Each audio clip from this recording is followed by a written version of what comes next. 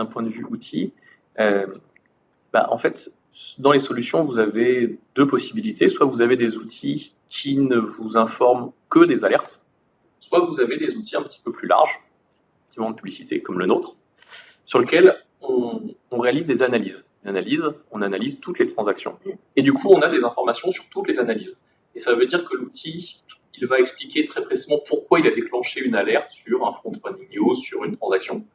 Mais il va expliquer avec la même précision pourquoi est-ce que sur telle autre analyse, il n'y a pas déclenché d'alerte. Alors concrètement, les analystes n'ouvrent jamais ces non-alertes, mais elles sont disponibles, elles sont en stock. Et si à un moment on vous dit, sur telle transaction, pourquoi est-ce que vous n'avez pas réalisé d'analyse? Vous n'avez pas réalisé d'analyse parce qu'il n'y a pas eu d'alerte. Pourquoi il n'y a pas eu d'alerte?